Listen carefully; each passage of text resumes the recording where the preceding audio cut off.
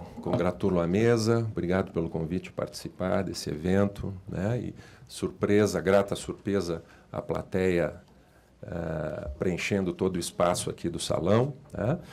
E queremos, dentro do possível, contribuir um pouco no entendimento dessa questão tão ampla e complexa, né? Que é o diabetes, trazendo um pouco da nossa experiência sobre diabetes tipo 1 no Instituto da Criança com Diabetes do Rio Grande do Sul, em Porto Alegre, né? Esses números já foram apresentados, gente, mas geralmente números e imagens passam a informação de forma muito mais direta do que, muitas vezes, longos discursos, né? São 415 milhões de pessoas com diabetes, né? A previsão é que esse número será mais de 500 milhão de pessoas com diabetes em poucos anos, né? No Brasil, são, atualmente, segundo o último Atlas da Federação Internacional de Diabetes, 14.250.000 pessoas com diabetes. 40% desse contingente, 5, 6 milhões, desconhecem que tem a doença, que tem o diabetes e, portanto, não estão participando de uma estratégia, de nenhuma política de controle, de tratamento, né? Estão acumulando tempo para o desenvolvimento das complicações do diabetes, que, como já foi mencionado aqui longamente, além de trazer um custo absurdo para qualquer sistema de saúde público ou privado, agrega um enorme sofrimento humano, abrevia a vida, solapa sociedades, né? E a gente tem visto que na população pediátrica, ambas as formas de diabetes têm aumentado também. Eu vou pedir para você passar, que eu acho que fica melhor. Tem aumentado nos últimos anos, né? Aqui, esses números foram apresentados sobre diabetes tipo 1 aqui no Brasil, segundo o Atlas, a Federação Internacional do Diabetes. Nós temos aproximadamente 31 mil crianças abaixo de 14 anos, com essa forma mais grave do diabetes, onde ocorre falta absoluta de insulina, tá? No mundo todo, há um incremento de 3% anual, em média, de novos diagnósticos do diabetes tipo 1, e o Brasil está seguindo essa tendência. No nosso serviço, lá no Rio Grande do Sul, a gente se surpreende ainda menos, né? Nós já estamos lá há 11 anos nessa instituição, que atende pelo Sistema Único de Saúde, crianças com diabetes, adolescentes, adultos jovens, né? Nós temos aproximadamente 50 crianças abaixo de 5 anos com diagnóstico de diabetes. Nosso paciente mais jovem tinha 8 meses de idade, mamava só no seio da mãe, né? E foi diagnosticado numa complicação aguda grave do diabetes, que é a cetoacidose, com o diagnóstico de sepsis, né, de infecção generalizada, e era, na verdade, uma cetoacidose com um coadjuvante quadro viral associado, né? E quem fez o diagnóstico foi uma enfermeira que se deu conta que uma criança desidratada e chocada não deve urinar, e aquela criança chocada, urinando, mas tem alguma coisa errada, fez um teste de ponta de dedo, glicemia estava 600 e o diagnóstico foi feito. Então, a gente tem visto isso cada vez com mais frequência, e muitas vezes o profissional de saúde custa acreditar nos sinais e sintomas que no diabetes tipo 1, diferentemente no diabetes tipo 2, começam de forma sutil, mas depois de algumas semanas eles são muito evidentes, tá? Pode passar? Então, rapidamente, já foi mencionado, mas é importante deixar bem claro, né? Nós temos o diabetes tipo 1, que é uma doença que atinge 5% da população de pessoas com diabetes no mundo. Do ponto de vista de mecanismo, ela é bem diferente do diabetes tipo 2. O diabetes tipo 1 existe uma predisposição genética, mas fatores do ambiente que nós ainda não entendemos muito bem, talvez vírus, toxinas, poluição, alterações hipovitaminoses, enfim, ou tudo isso junto, atuando numa pessoa com essa predisposição genética, desencadeia uma doença inflamatória, autoimune, que vai destruindo progressivamente, de forma silenciosa, sem avisar, né, sem sintoma algum, as células produtoras de insulina que estão lá no pâncreas, e aos poucos, ao longo de algumas semanas, alguns meses, surgem os sintomas clássicos dessa forma grave de diabetes, que é perda de peso de curto tempo de duração, a criança começa a urinar muito, para não desidratar ela começa a ter mais sede, começa a ingerir mais líquido, tem uma fome exagerada e, paradoxalmente, continua perdendo peso. Muitas crianças que já controlavam o xixi voltam a urinar à noite, né? Muitas vezes a família procura o profissional de saúde, olha, acho que o meu filho tem diabetes. Muitas vezes o profissional de saúde não acredita. Pede o exame de glicemia, que é feito 2, 3 dias depois, e a criança, quando irá voltar 10 dias depois, já internou em crise de cetoacidose. Então, a gente vê isso com muita frequência. Então, é algo que precisa ser trabalhado dentro das instituições que prestam serviço de saúde pública, para nós estarmos mais alertas para esses sinais e sintomas precoces do diabetes. E temos o diabetes tipo 2. Lá no Rio Grande do Sul, estava conversando com a colega aqui de São Paulo, a doutora Denise, que eles não têm visto tantas crianças adolescentes, né, em geral na metade da adolescência em diante, com diabetes tipo 2, que é a forma relacionada à obesidade e sedentarismo. Compensação, lá no Rio Grande do Sul, lá no nosso serviço, vão ter oportunidade de mostrar um slide, 62 adolescentes e adultos jovens com diabetes tipo 2, com a idade média de diagnóstico 14 anos de idade, né?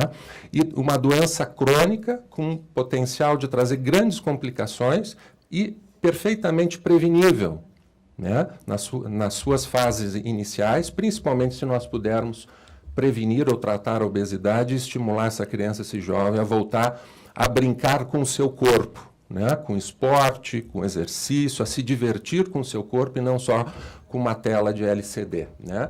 Abstraindo a importância e os grandes ganhos que a gente tem tido ao longo das décadas com tecnologia, mas há um desequilíbrio muito grande, né? Entre o que a gente fazia na rua, no brincar, no lúdico, há 30, 40 anos, e hoje o que se faz, né? Me surpreende sempre, eu acho que surpreenderá vocês também, que hoje para um adolescente não faz diferença se está chovendo, nevando, caindo vendaval, 5 graus, porque está dentro de casa assistindo TV, assistindo seriado, né? No tablet, horas e horas e horas e horas e horas, né? E isso impacta em obesidade. Cada hora sentada aumenta o risco de obesidade em 2%. Né? Então, quando eu recebo jovens com diabetes e faço a contabilidade, quanto tempo você está sentado por dia? Pego as horas do colégio, pego as horas na net, pego as horas no Play, pego 14, 15, 16 horas por dia sentados. Né? Isso dá um risco de 30% a 35% de ganhar peso. Se eu quiser controlar isso só com comida, eu tenho que reduzir 1/3 do que a criança come. Ninguém aguenta dieta restritiva, né? Nós queremos incorporar dieta saudável, que seja gostosa, com bastante atividade física, que é a única maneira de nós tratarmos a nível primário. E o nosso serviço, olha que curiosidade, nós somos um serviço terciário. E o meu ambulatório eu não aceito mais crianças com obesidade pura, porque senão enche. Eu só aceito crianças que já têm ou resistência insulínica, ou já têm esteatose, esteatohepatite, complicação hepática pela obesidade, né? Então, nós estamos vivendo lá uma situação grave que traduz uma tendência de todo o Brasil, né? e que é uma tendência mundial, né? E nós precisamos pensar nisso muito seriamente. Pode passar? Esse é o trabalho que nós apresentamos no último Congresso Brasileiro de Diabetes, que foi sediado lá no Rio Grande do Sul. Então, os 65 pacientes com menos de 21 anos, idade média ao diagnóstico 14 anos, né? Tempo de diabetes, em média, 5 anos, diabetes tipo 2, né? E o maior percentual de mulheres, que é uma tendência que a gente tem visto no mundo todo. Pode passar? Eu só botei a imagem porque isso impacta, né? Essa é uma criança aqui de Goiás. 8 anos, 80 quilos. Segunda-feira eu recebi no meu consultório privado, por convênio, uma criança, uma menina de 12 anos e meio com 130 quilos. Pré-púbere ainda. Né? Pré-púbere ainda. Né? O que está acontecendo na nossa sociedade? O que nós precisamos mudar? Nós precisamos mudar. Tá? Pode passar? Esse outro garoto aqui do Pará, né? 12 anos, 166 quilos, né? Prisioneiro do próprio corpo. É uma prisão lipídica. Né? Uma prisão lipídica. Isso tem acontecido cada vez mais, né? Não é o foco da nossa fala é diabetes tipo 1, que geralmente as crianças não têm sobrepeso, embora o sobrepeso possa atrapalhar o controle do diabetes ou possa até funcionar como um fator acelerador, né? Mas eu fiz questão de trazer isso só para a gente estar atento a isso, e que nós precisamos, como cidadãos, como profissionais, como pessoas relacionadas ao poder público, estabelecer, criar e fomentar e monitorar estratégias cada vez mais eficientes no combate a esse tipo de situação. Pode passar.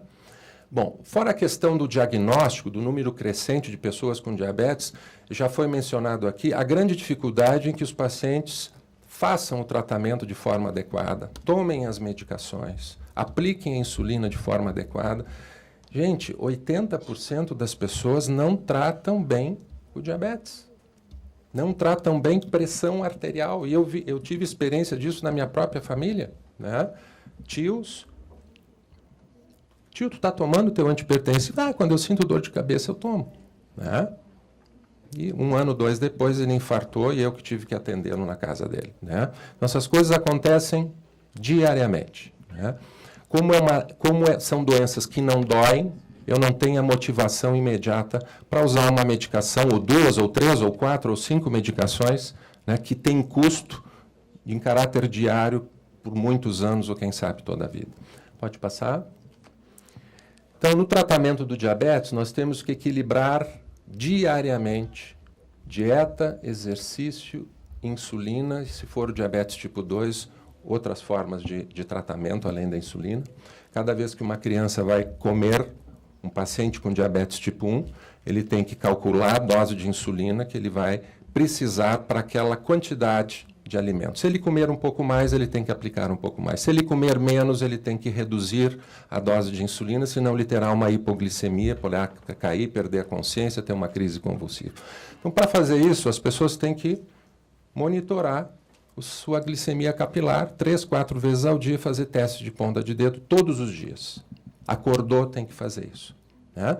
Vamos nos colocar na posição dessas pessoas. Isso dá muita raiva, né? E é muito fácil, principalmente quando chega na adolescência, o adolescente se rebela com o mundo, com o pai, com a família, com a escola, e se rebela com o diabetes, e a gente vê estatisticamente que é o período de pior controle de todas as doenças crônicas, mas particularmente o diabetes, a faixa etária de 14 até os 25, 26 anos de idade. Pode passar?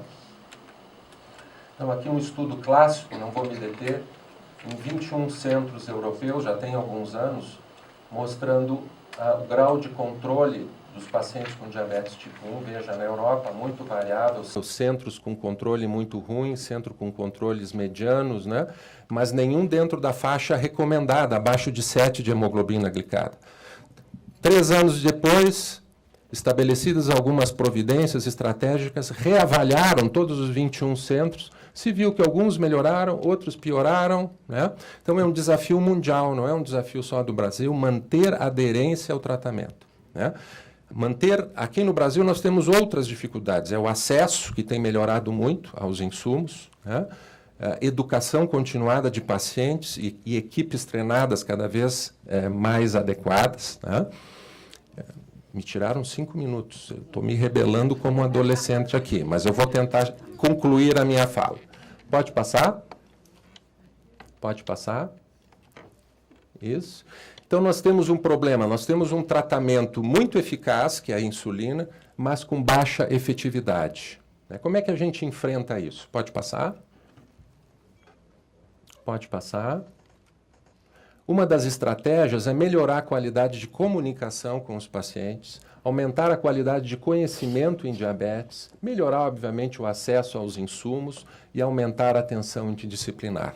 Então, levando em conta isso, nós desenvolvemos um projeto de educação para diabetes tipo 1, uma adaptação do nosso sistema de educação lá no Instituto da Criança com Diabetes, com a parceria da empresa Lilly, né, que financiou o projeto. Nós transformamos o nosso programa de educação em um curso compacto sobre diabetes, com 15 aulas em vídeos curtos de 5, 6, 7 minutos, em que participam pacientes, familiares, técnicos, né? Estamos concluindo um estudo, um ensaio clínico randomizado, né, em que a gente está testando essa estratégia educacional e comparando com o grupo controle. É isso que eu queria mostrar para vocês. Pode passar. Detalhes lá da nossa instituição, pode passar. Nosso programa de educação continuada, que é diário, durante o atendimento dos pacientes. Pode passar. Ao longo dos 11 anos do Instituto, uma das grandes metas era reduzir hospitalização por complicação aguda do diabetes, ou hipoglicemia, ou cetoacidose. A gente viu que ao longo dos 11 anos nós conseguimos reduzir 92% a taxa de hospitalização, e os nossos pacientes, quando se descobrem que têm diabetes, em qualquer hospital privado, fica uma semana no hospital, até aprender, aplicar, medir, a família se sentir tranquila. Nossa média de hospitalização é 2, 3 dias, no Sistema Único de Saúde. Tá? Pode passar? 92%. Então, esse projeto, que é o curso compacto de educação em diabetes, que nós demos o nome de CEP1, com a parceria da Lili, pode passar, rapidamente eu vou comentar, né? Aqui são detalhes do protocolo do estudo, né? Nós estamos medindo basicamente controle metabólico depois de 12 meses em que foi aplicado esse instrumento pedagógico. Pode passar. Já estou concluindo. Tá, Lenildo? Não te estresse, tá? Meio minuto, tá? Pode passar. Pode passar no último slide lá. Aqui, esse. Volta. Aqui, ó. Então, aqui é o grupo Intervenção, que recebeu o curso em vídeos em 3 semanas, 5 vídeos cada semana. A aplicação de 5 vídeos leva 1h30. Se apresenta um vídeo para a família e seus cuidadores. Em cima daquele vídeo se faz uma interlocução com a família, né? E se passa um outro vídeo, se discute aquela temática com a família. Muito bem, 3 semanas seguidas. E nós estamos acompanhando aqui o controle metabólico desses pacientes.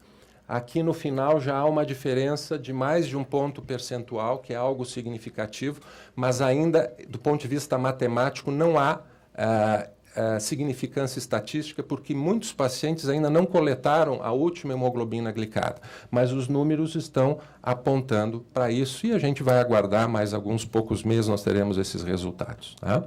Pode passar. Pode passar. Então, nós, encerrando a nossa fala, né, haveria mais alguns slides, nós queremos dizer que é extremamente importante nas doenças crônicas que envolvem múltiplos medicamentos, alimentação, dieta, estilo de vida, né, nós termos associado a isso um processo de educação continuada, de família, de cuidadores, de profissionais. E não é só uma educação formal, né? Nós temos que ajudar os nossos pacientes, e os pacientes poderão ser nós próprios daqui a alguns anos, a lidar com todas as emoções hostis, né? Raiva, medo, culpa, que qualquer doença traz, né? Ajudá-los a enfrentar os momentos de desânimos em que não querem mais usar insulina, começam a pular doses de insulina e internam em cetoacidose. Tá?